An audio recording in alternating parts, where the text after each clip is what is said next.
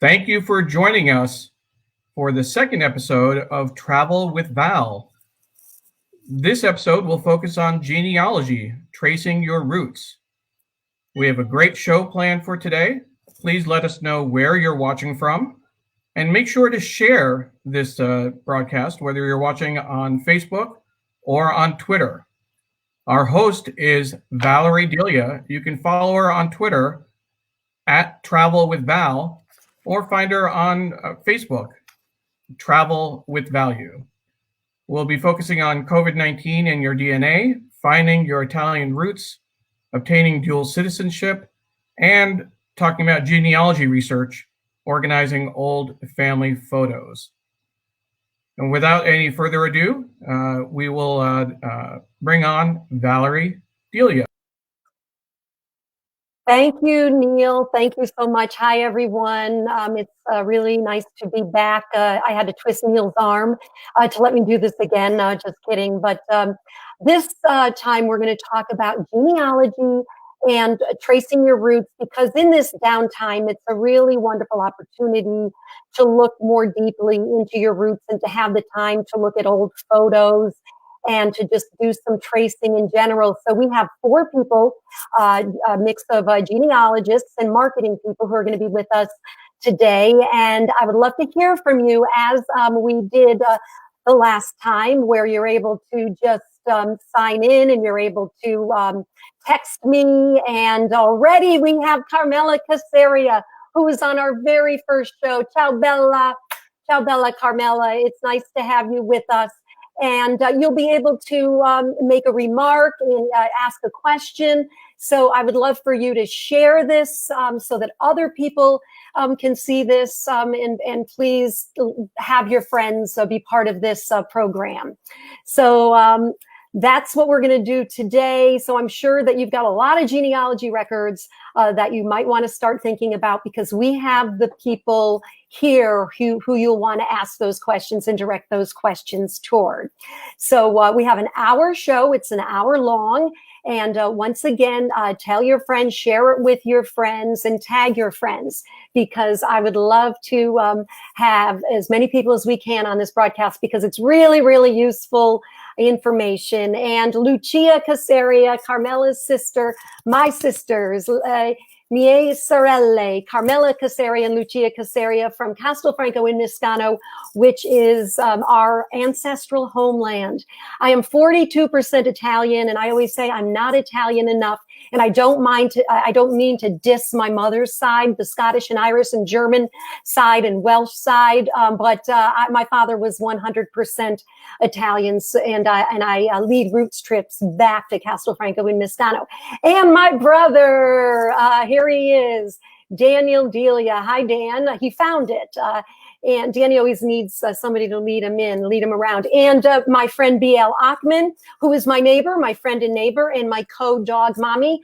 B.L. is always very helpful with telling me whether I am lit right, and if I am, what do you think of my new background, B.L.? I kind of moved it around so I would have the window right in front of me. So great. BL is very good with social media. So BL, if you want to share this and tag people, I would really, really appreciate that. So we have the opportunity for live comments, for questions, and I'd love to know where everybody is checking in from.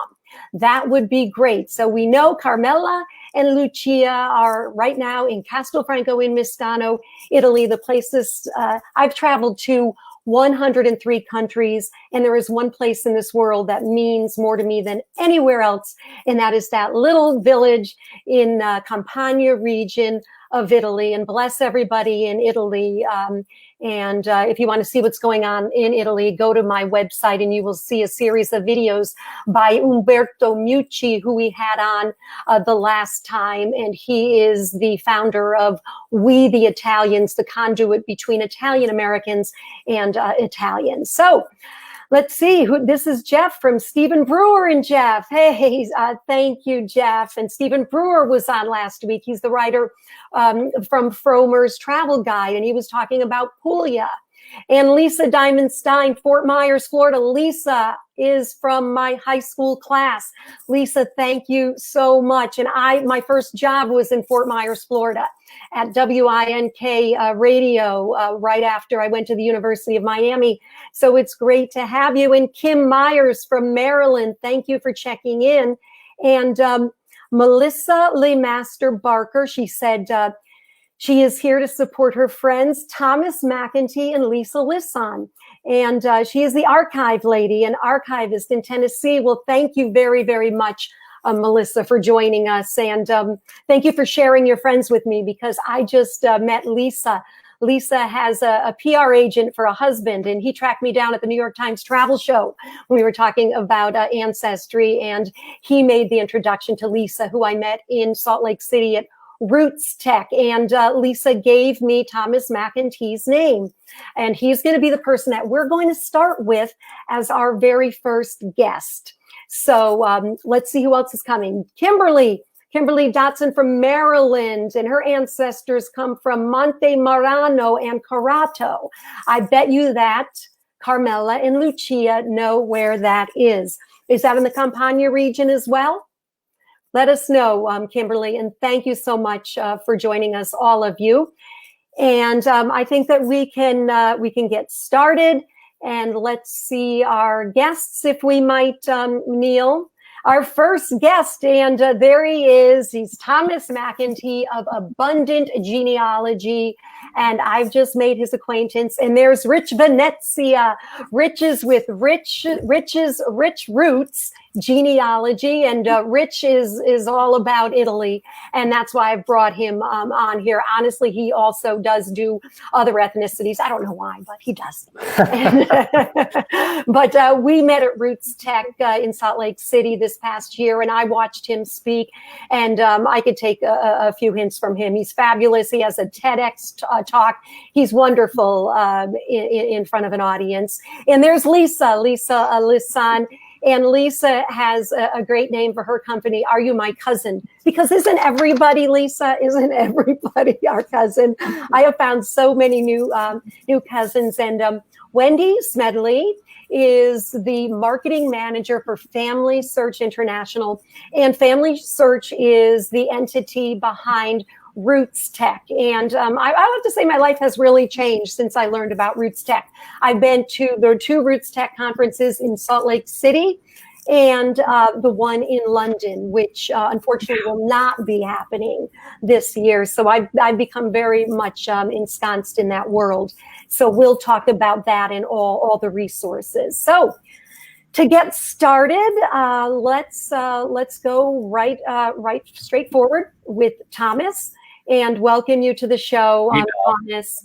Thank you very much. I thought, yeah, nice to have you. So you want to say hi to everybody? Yeah, hi from Chicago. So that's right. He's coming from Chicago, and I'm really appreciative that Lisa hooked us both up, because I was getting some emails from 23andMe and Ancestry DNA, and they were asking me to do an online test just to answer some questions about my genetics that in some way might be related to COVID. So I wanted to bring you on to give us a little insight into that. What exactly are they doing? What are these DNA companies doing? Are they trying to tell you that you potentially could have susceptibility to COVID? Right. Well, basically, I think Ancestry came out with the email first for people that had tested with Ancestry DNA, 23andMe as well. And MyHeritage also just came out with MyHeritage DNA, came out with a similar, and they're surveys. I wouldn't call them tests per se. So what they're trying to do, Val, is they're trying to find out not so much the susceptibility, but also how you would react if you experience it. So do you have a history of asthma? Asthma is genetic, can run in the family. What about blood clotting? That's one of the issues that's come up. I know for me, blood clotting is one of the health issues that runs in my family. And I've done the 23andMe tests, and I was able to determine that. So what they're going to do is come up likely with a profile that if you have these genetic markers, you have a higher risk for these types of symptoms. And so we'll see how it develops. But right now they're in the intake mode in terms of that information that they need. What is your thought on that? Do you think that they will find any evidence of that in our DNA swab? I think that there's no COVID-19 marker. I want to just, a lot of people say there's got to be a marker there. I don't think that they're going to find a marker or there is a marker per se. But the thing is, they're going to go through, and they're all doing the health reports now. Ancestry DNA has Ancestry Health. MyHeritage DNA has a health test, and so does 23andMe. And that's what people are, they're making lifestyle changes based on what their gene markers would say. So I think for COVID-19, it's more about how you would recover if you did get COVID-19 and you had some hardcore symptoms.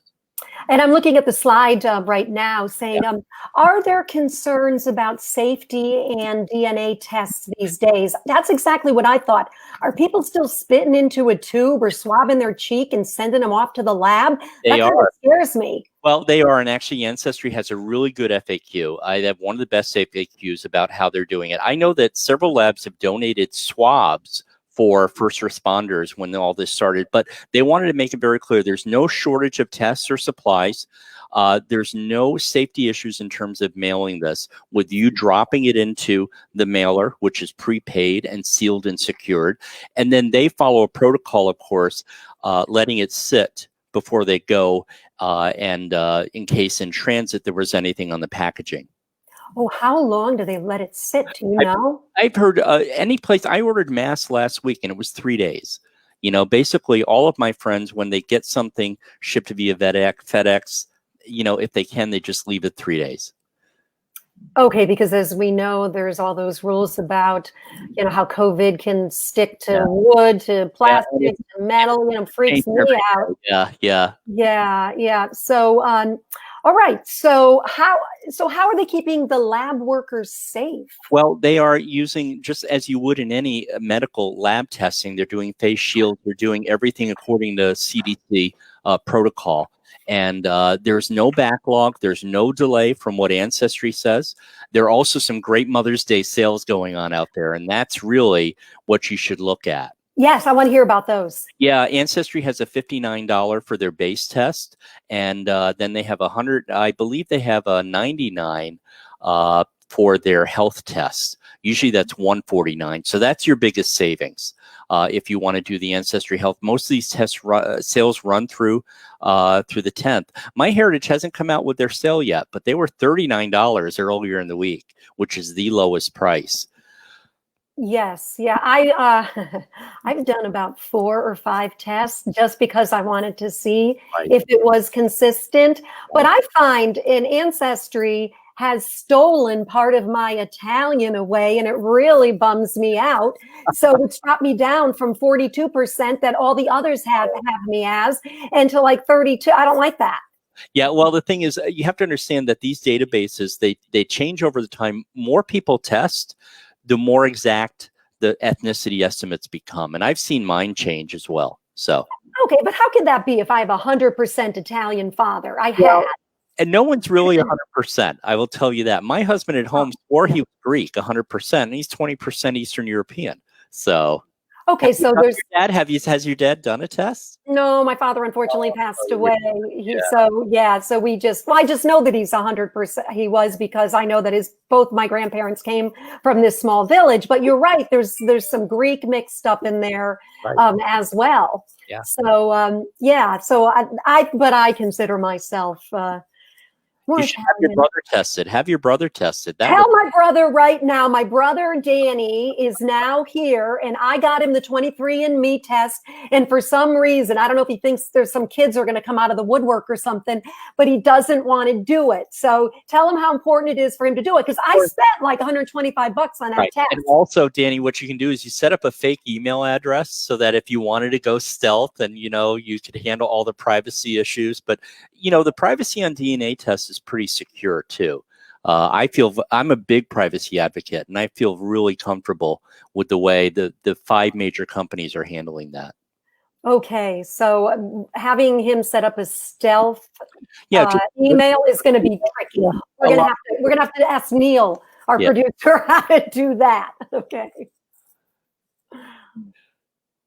Is there anything that you want to share with us No, before you go, Thomas, about your business? Yeah, well, the thing is, what I do at Abundant Genealogy is there are a lot of free resources there. The one thing that I do want to test, if we can go back to the last slide, is people have said, can they use DNA tests to test for COVID, for either that you have it right now or that you have the antibodies?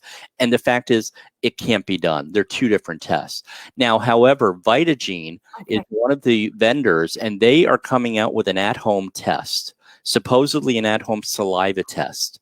So that's a company to watch. You'll be able to buy that online and do some type of testing. All right. Okay, very good. And is there any tips for DNA, for anything else that you want to impart before you leave? No, it's just that, make sure it's terms and conditions. Make sure you read everything. Stick with the major companies. Stick with Ancestry, Living DNA, MyHeritage, 23andMe, and Family Tree DNA. Those are the safest in terms of data and security. But I really appreciate the opportunity. Yes, right now we're looking at your Abundant Genealogy website. Right. So we'd love for people to check that out. And there's an archive lady post. Melissa was just on, and she writes a great article every 2 weeks at Abundant Genealogy.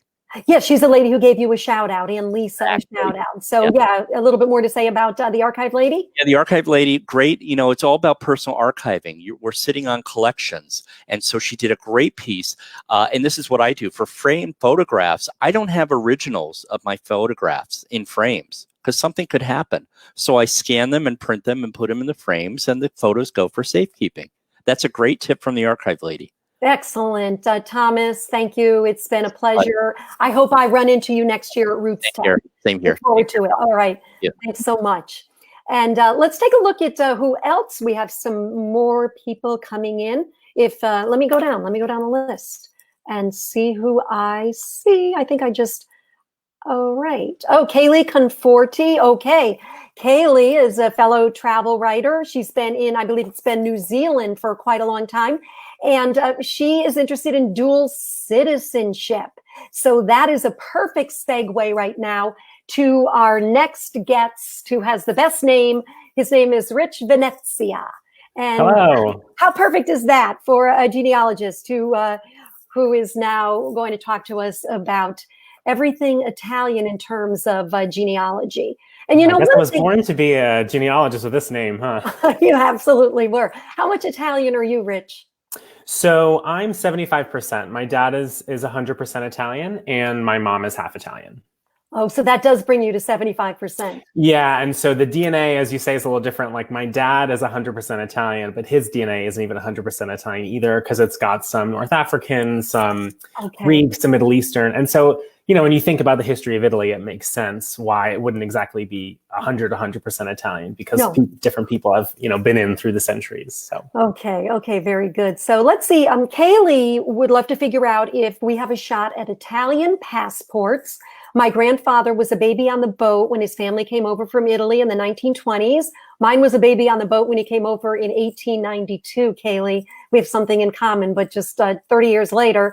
And it's not clear if he ever renounced his Italian citizenship, or would his have been surrendered if his parents became U.S. citizens? So you can take that right straight away, Rich. Yeah, so that's really the big question. For dual citizenship, the most important thing that you have to determine is when the individual of interest became a citizen. And so that would be your most recent Italian ancestor. So in Kaylee's case, I think she said it was her grandfather that was a baby on the boat. Yes. And so depending upon the time frame, he might have become a citizen when his parents became citizens. It depends upon the laws that were in place at the time.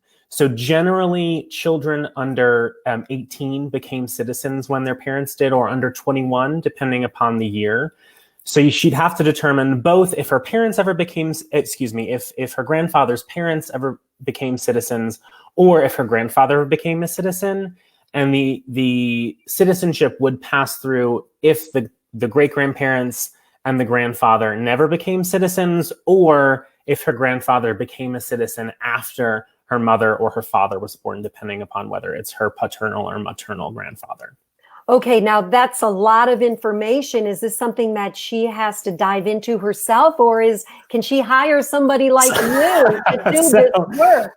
So indeed, so there are a number of different firms, myself included. I have a business, as you mentioned, Rich Roots Genealogy. And so I help folks determine their eligibility for citizenship, as well as gathering all of the documentation together. As well, if folks are interested in doing it on their own and just need some quick consultations, for instance, I can also help with that. And there's also lots of websites and Facebook groups if you really do want to do it yourself. The one thing that I would caution about citizenship is that it's definitely not for the faint of heart. Even if you're working with a service provider like myself, it's not a quick process. It's not a cheap process. But as you know, the end result is your wonderful Italian passport. And I don't think you can really put a price on that. But it's definitely not something that can be done quickly or can be done really cheaply. So just something to keep in mind before you really embark on that journey. You really want to make sure that you set an ample budget for it, and also set your expectations that it's going to take a number of years from start to finish. Okay, an ample budget. What are we talking about there? I tell folks to budget at least $3,000 to $6,000 for one application. Now, depending upon who's applying altogether, you might be able to split that cost a little bit if you're using the same documents, if you're going to the same consulate. But each case looks a little different depending upon who's applying, how far back the Italian ancestor is, and also which consulate you're applying through. Okay, and take a look at this question from my beautiful cousin, Carrie O'Toole McKeon. Could you arrange for a group of us to go through the dual citizen process together? So she means everybody in my family. Can we get a group rate? Because we all go back to Castelfranco in Miscano, and you know that you and I took a stab at it.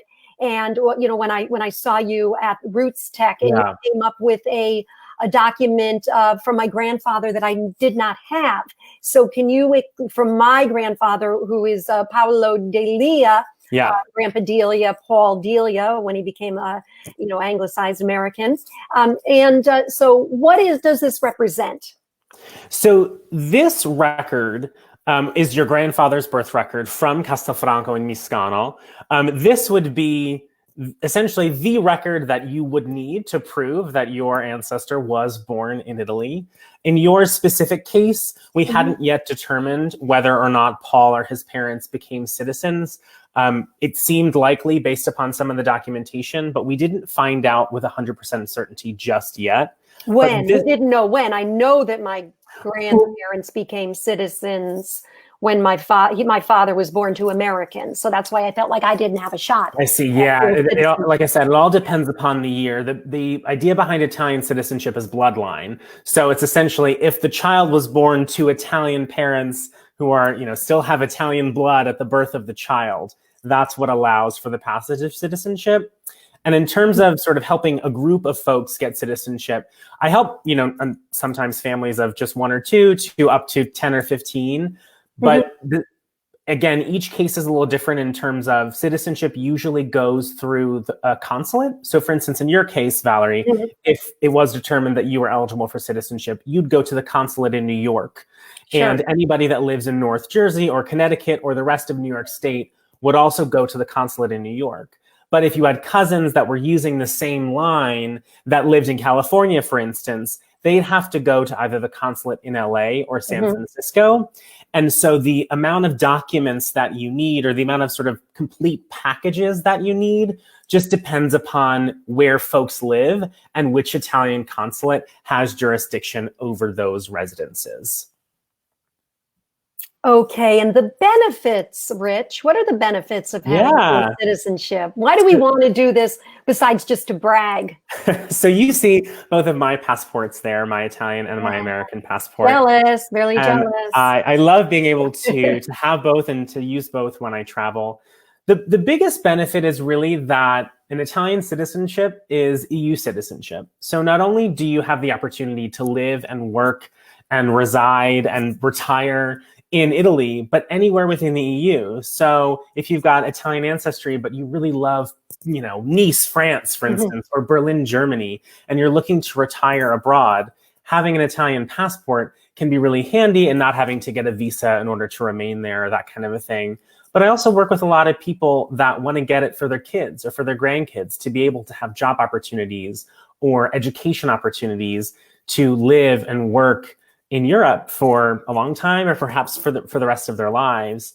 And it also, as you know, living in Europe, there's great healthcare, there's socialized medicine. And so it's just very different than the US in terms of amenities that are available to their citizens. And there's no real drawbacks. You know, I mean, you don't pay taxes in Italy unless you live in Italy. You don't pay taxes in Europe unless you live there full time. And it has a lot of advantages in terms of being able to live, work, play, reside, travel without restrictions.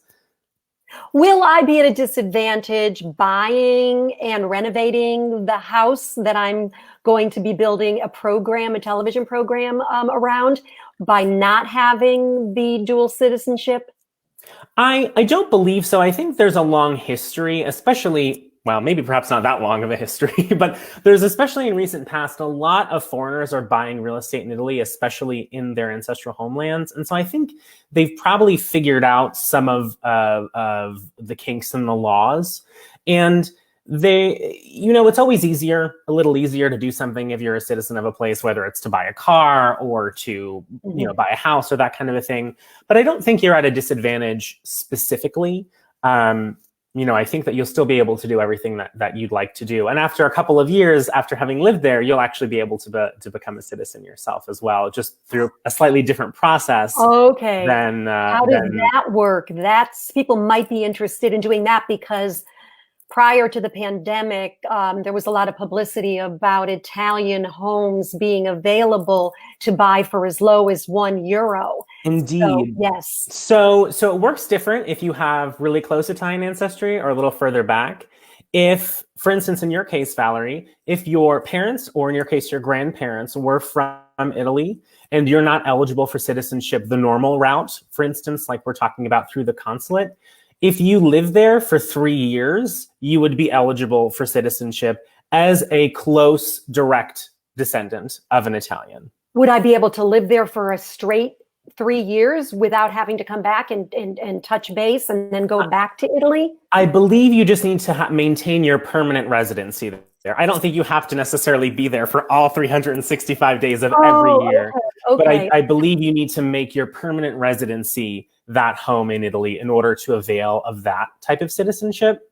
Okay. And then alternatively, if folks weren't Italian, or if their Italian was a bit further back, they'd be able to naturalize as Italians after 10 years of having lived there. Okay, let's see if Neil could bring up this the text here from Michelle Fetter, just because let's clarify that, because I know that you've talked a lot about this. And so we have a couple of questions, which we did cover some of this. This is from Linda. Linda Chapley is also from my high school, Trumbull High School, Trumbull, Connecticut. Okay, and then here's Michelle Fetter. If you want to read that one out loud, go ahead. Yeah, so this is a good point. So before 1948, before January of 1948, citizenship didn't pass through women. So for instance, you would have been able to possibly get it through your grandfather, Valerie, but not through your grandmother. Because of the way that the laws were written at the time, you can only get it through male relatives prior to that date. I was able to get it through my grandmother's father, because my grandmother was born before 48, but my father was born after 48.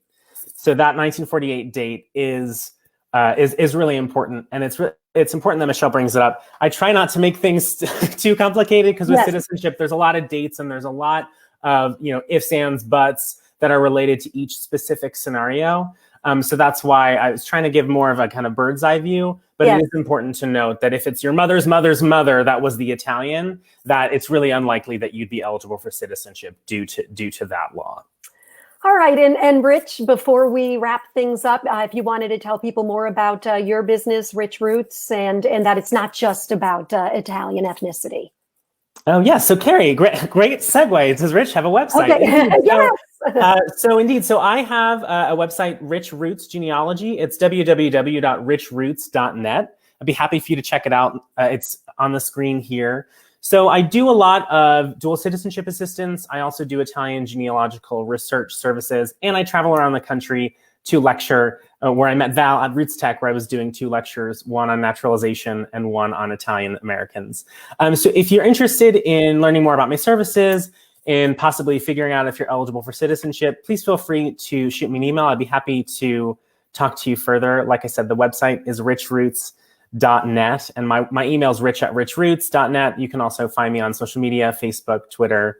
I'm really glad to be here, Valerie. So thank you for the opportunity. I really appreciate the opportunity to talk about citizenship and genealogy, my favorite things. We love having you. You're fabulous, Rich. Thanks Grazie. so much. Grazie. Grazie mille. Okay, ciao, ciao. Ciao. Okay, and Michelle Federer is here.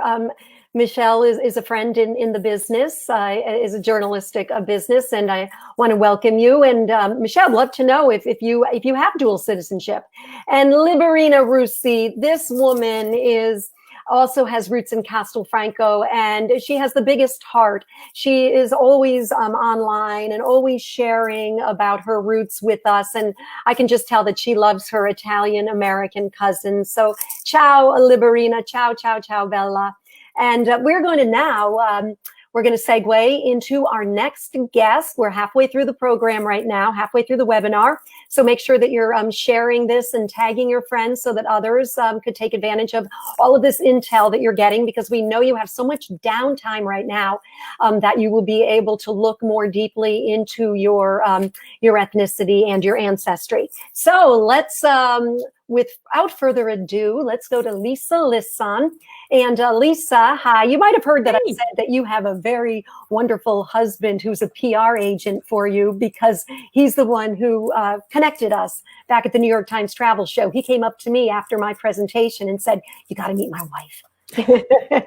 He was so excited, and I do. He's my biggest supporter out there, and he called me and said, "You've got to contact Val. You've got to talk to Val." So, and then it turned out that we were both going to the same conference at Roots Tech that next month. So, which we're going to talk about with the next guest. We'll talk about with Wendy Smethley. But as far as you're concerned, I just love, "Are you my cousin?" Thank you. Yeah, I love the name, because that's what I feel like I do when I'm walking around Castelfranco. "Are you my cousin?" There's another cousin, his third cousin. Everybody's a fourth cousin in a small village of 800 people.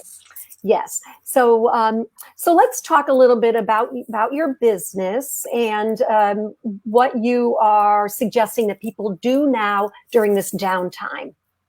Well, I think this is what I'm hearing from a lot of my readers on my website, is this is a time that they've been able to really take the time to step back, since we are social distancing, and they have the time to start exploring their genealogy, exploring their family history. And really, I'm hearing a lot more of reaching out to other family members. This is a time that folks are able to reach out and just talk to their family members, their distant family members. They're pulling out more oral history. So essentially what people are doing is pulling out oral history from their relatives. And that's really, honestly, the first step when it comes to building your family history, is finding out what are the stories in your family, what is already known, and what kind of tips can you pick up. So I think by listening and connecting, it does a couple of things. It gets you started on that journey of finding your roots, but it also helps to combat some of the isolation and the loneliness that some of our older family members are feeling when they can start to talk and reminisce about family history that they know. Yeah. So, and it makes me sad in a bit, Lisa, when I think about, you didn't listen enough to your parents when you were younger. Like I did. My father had a big influence on me in terms of Castelfranco, but that was so easy. It was a no-brainer. We knew this. We knew that that's where the Italian village was. But in terms of like my mother, I always say she wasn't as great of a marketer. She, talked a little bit about her mixed ethnicity with the Welsh and the English and the Irish.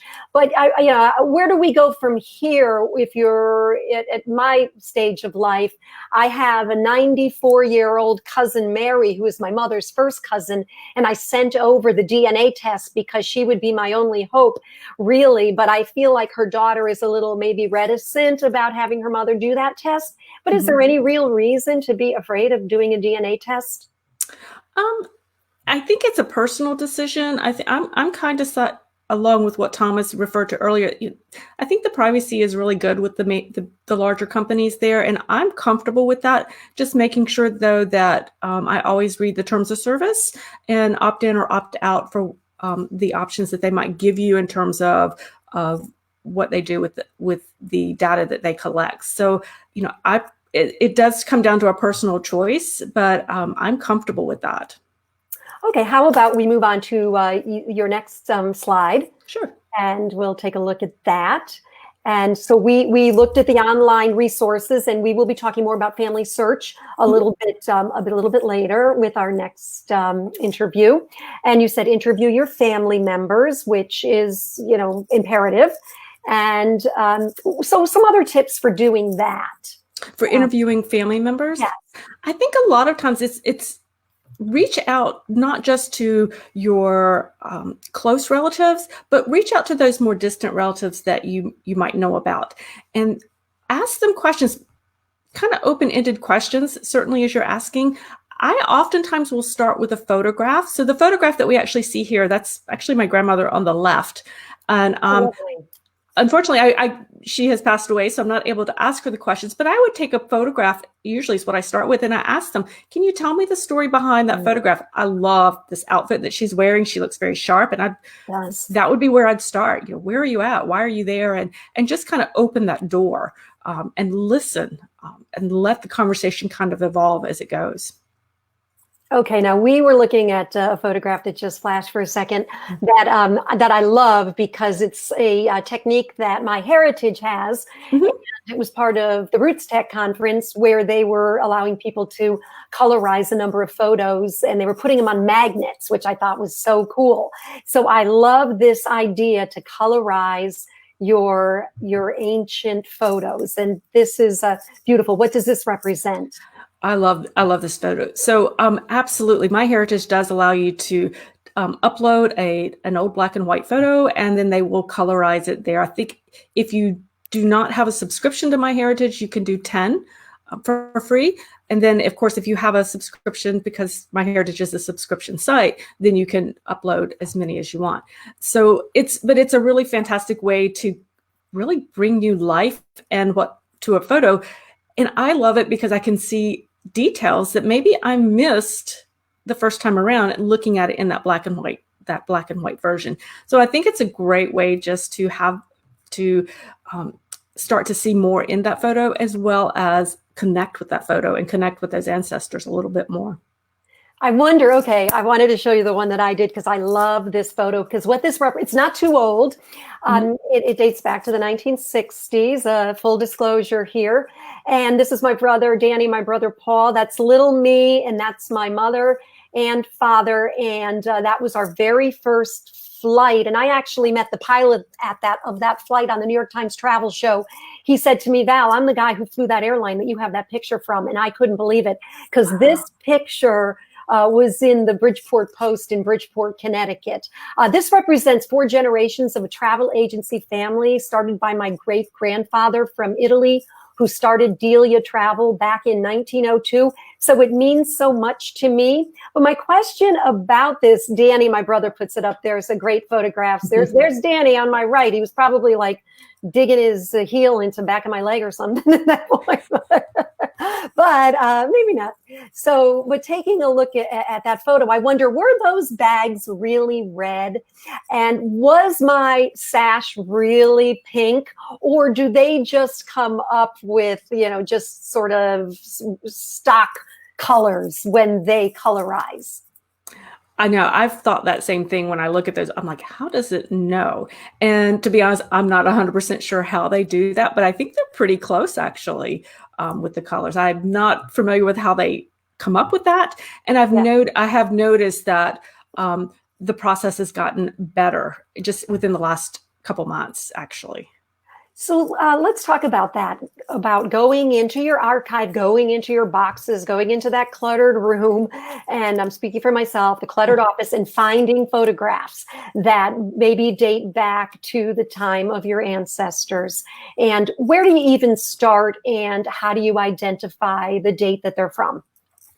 Well, one of the best things to think about to kind of start narrowing it down is really, what do you know about that photo's provenance? In other words, how did you come to have it? Because that can help you determine which side of the family is it on? Is it on your father's side or your mother's side? Because that's 50% of your tree. You only, you can eliminate if you know that it came from the trunk that was in the barn in South Boston, Virginia. Well, I know that came from my father's side of the family, that type of thing. So that's an important, if you can find out how you got that photo, who gave it to you, just even determine your side of the family.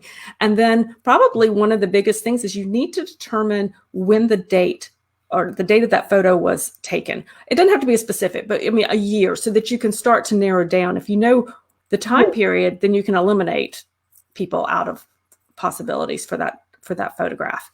And because photography did evolve over the years so much, and so the actual photographs themselves changed. And so we can start to date the photographs based on the characteristics of the photograph itself. So that's an important part. And then after that, we go into the fashions. We start looking at hairstyles, we look at clothing styles, which can certainly change over time, as we know. And then once we kind of have pulled those clues together, we can go to our family tree and think, well, do we have anybody who would have been maybe in their 20-year-old woman, and maybe we're estimating a photograph might have been in the 1920s. So we can start to narrow down the possibilities for who that could be. Okay, so Lisa, I'm going to put you to the test right now. Here we go. So just as a matter of fact, my cousin Arlene Rousseau from Fairfield, Connecticut, just happened to post a photo, and it was said, maybe Val can figure out what this is. So let's put that photo up. This comes from Castelfranco in Miscano, which is our little village that we have all been to. We all know so much about. And however, now Arlene comes from my father's side of the family. Her mother and her grandmother and my grandfather were brother and sister. So I know it's on my father's side of the family. And so that's one little clue. And then let's see, it would be meaning it's my grandfather's side of the family, not my grandmother's. Okay, my father's father. So there you go. I love the dog. I know that that's my family because we're total dog lovers. Beautiful animal. And it said Castelfranco down in the right hand. And then it said Benevento, which is the province of Benevento. But from that, we can't figure this one out. So there's the larger view of it. Right. And the larger view of it is actually very important, because what it's showing us is basically the mount and how the photograph is mounted. And that mount gives us clues as to the date that this photograph might have been taken. I look at it, I see the color of the mount, which is kind of that light brown, creamier color brown. It's got that nice kind of ornate type of border that kind of goes around the photograph. Now, I haven't seen the actual photographs. I don't know if it's an embossed or not, but that could be an indication. But my guess is it's probably one of the heavier cardboards. I did ask you ahead of time to find out the size of that photograph, and the size indicates that it's what we would call, it's a type of cabinet card that we would call a imperial mount. And those were typically more common in the 1890s, which is about what I was thinking on this photograph as when I first looked at it. And based on the styles. Now, I'll be honest, I don't have Italian ancestors, so I'm actually 94% British Isles. So I'm not familiar with Italian styles, but that might be something to explore. Other photographs that are known dates for that time period to see if the styles match up. But my best guess would be probably mid 1890s. Looking at it. Okay, I find that interesting. My grandfather was on board a ship in 1892 when he came over to America, and he was only 2 years old. Wow. So he wouldn't have probably been in that photo, and it doesn't look like he was, according to what I remember, what my family looked like, and I don't see anybody who I recognize. But I have a question about the mount. Was there a shop or something in the village that did this kind of photography? It's possible. And that is actually one of the things you'll do when you have a photograph like that. If you can actually see the original, if you flip it over, sometimes there'll be what's called a photographer's mark, or a photographer will have their name on it. Same thing. Sometimes it'll be on the front, obviously not on this one, but it did give you the location. But you can flip it over sometimes. And if you see that, you can actually research the photographer who took the photograph, and you can find out when they were in business. And if you know when they were in business and you know the location, you can really narrow that date down quite a bit. Okay, can you bring it up one more time, Neil? Okay, the guy on screen left, there's something about him who looks like really familiar, just with his funny little smirk, and it just reminds me of like my brother Danny. It just reminds me of somebody in my family. So we'll take it from there. Now, there was a question up. Jeffrey asked the best method to include information on the back of the photo. Mm-hmm. So a lot of times what I'll do when I'm digitizing my photographs is I'll digitize the front, and then I will actually digitize the back, and I label, and I just make sure I'm labeling consistently. And how you label is not as important as the fact that you label it consistently and how you would look for it. But I would label it, say if I had a photograph, I would say 1892 Talbot family, and then maybe I would flip it over. The next one after I scan the back side, I would say 1922 Talbot family back, so that I always use the term back, so I know I can put them back together again if needed. So that's what I usually do. All right, Lisa, we are going to put you on pause for a minute, but you're going to come back because we're now going to bring in Wendy Smedley, and she's been waiting extremely patiently backstage, and she is the marketing manager for Family Search International. And we are going to talk about some resources. Wendy, thank you so much for sticking with us. I hope you got some work done during that period. Great, and I'm loving watching the conversation.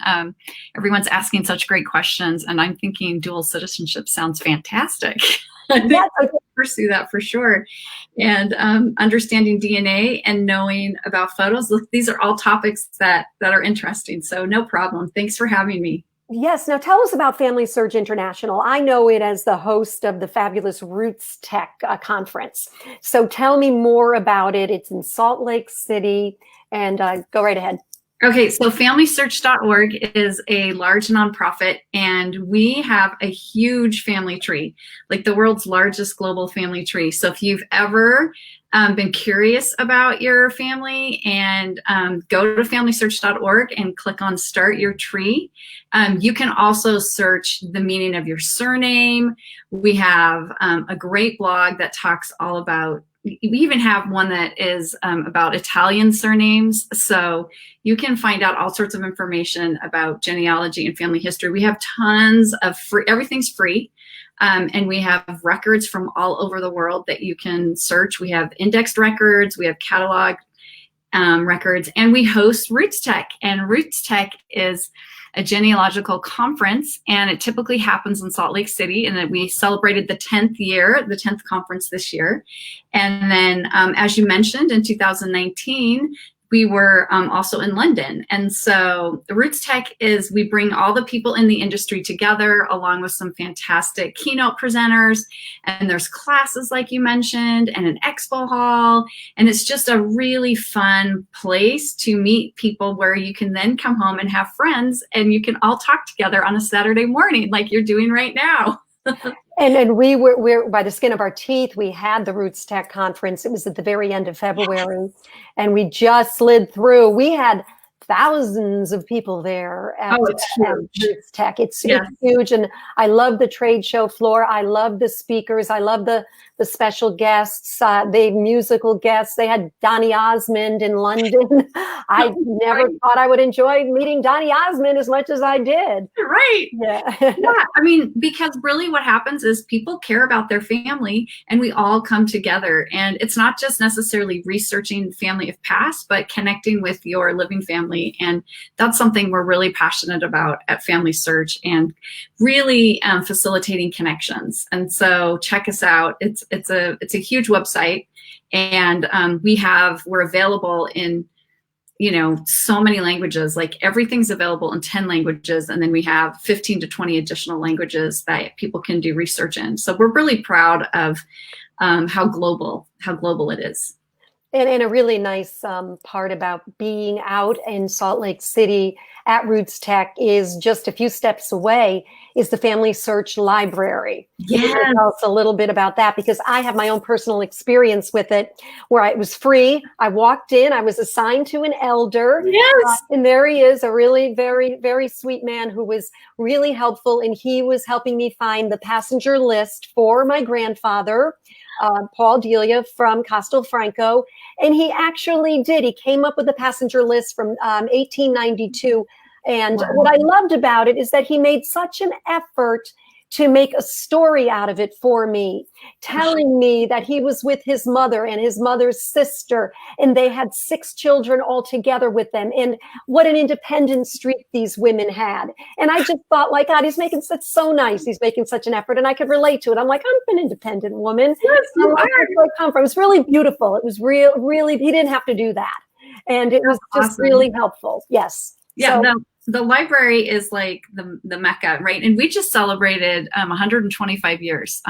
So Family Search was part of the Genealogical Society of Utah. So we've been around for a long time. And what makes it amazing is I talked about connecting to family, but also all of these volunteers.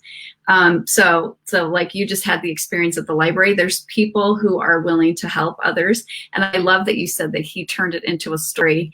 And yeah, the library currently is closed, like most other. good point.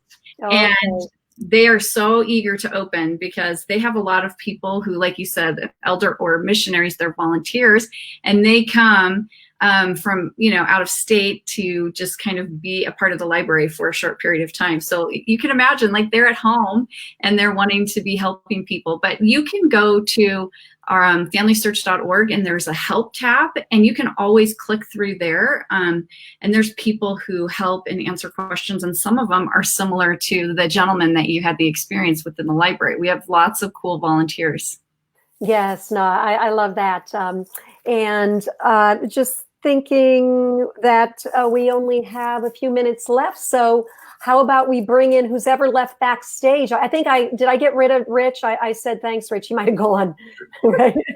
You thought we were answering every. Oh, here I am. I didn't mean to just, to give you the old boot, Rich. So I'm It's glad all you're good. back, because I wanted to see if we can all have a conversation here, just about to wind things up in the next 5 minutes. And if there's any particular question, Neil, that you think we should put up that we have not gotten to yet, that might be something that any one of our guests can answer.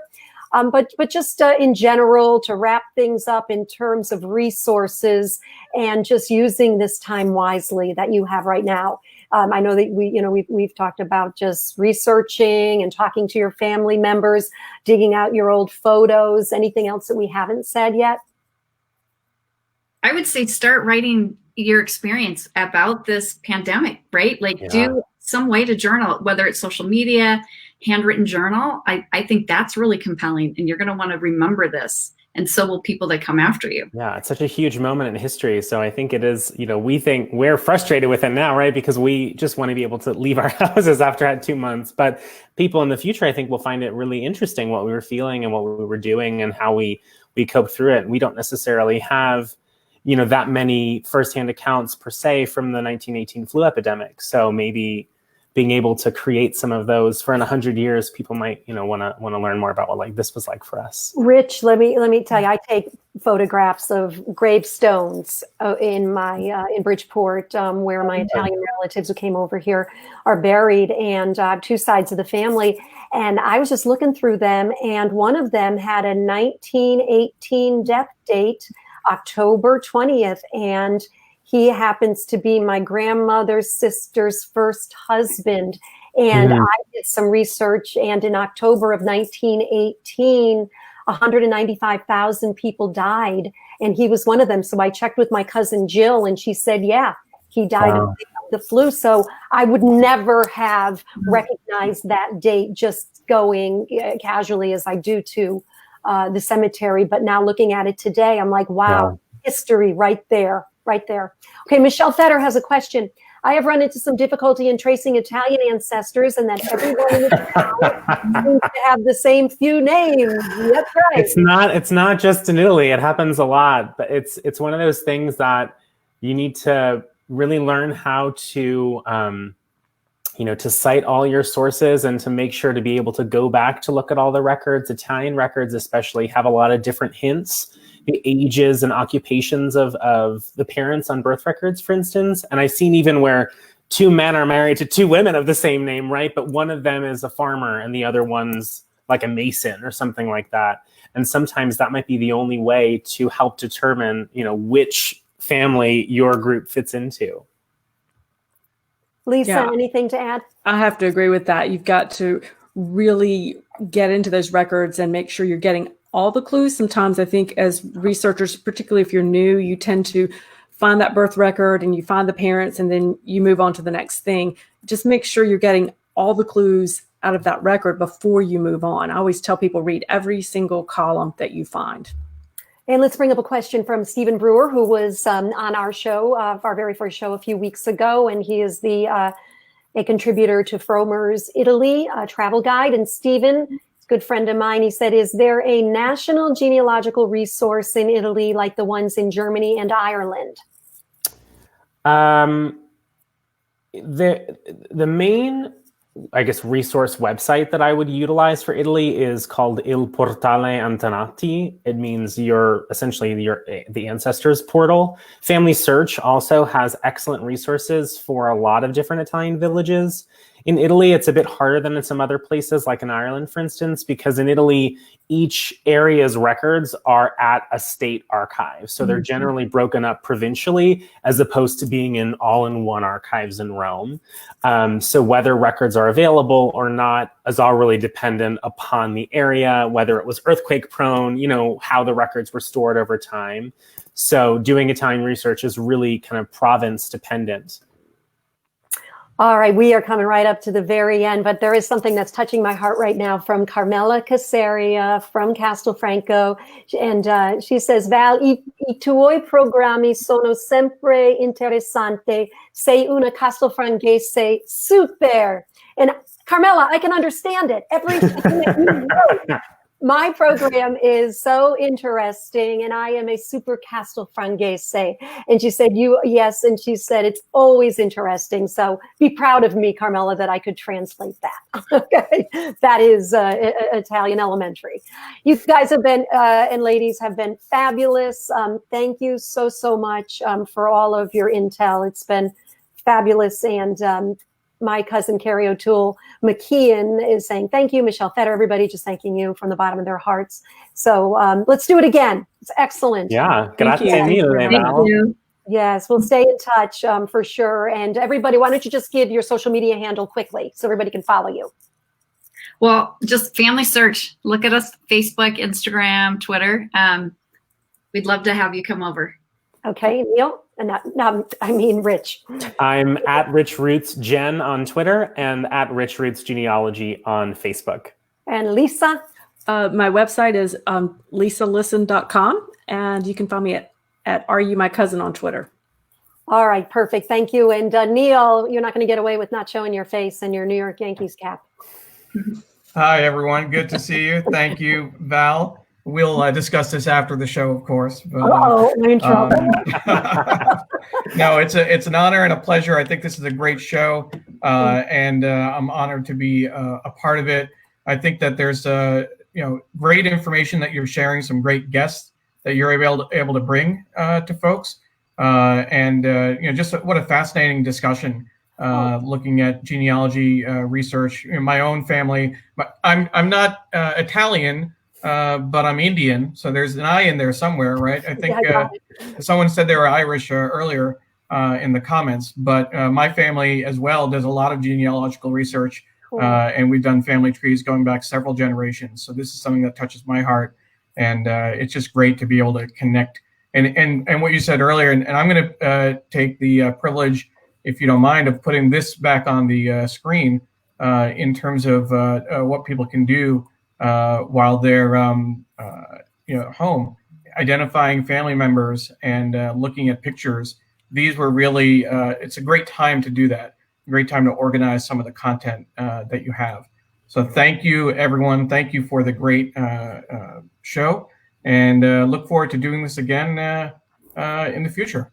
And if anybody wants to do a show like this, I can get in touch with Neil for sure. It's really nice to have a producer to do this. It's hard enough just to stare at the camera and to take a look at. Absolutely. I don't know We had how several people that would be something else. who liked it. I'm getting a couple of thank yous. So again, from Carmela.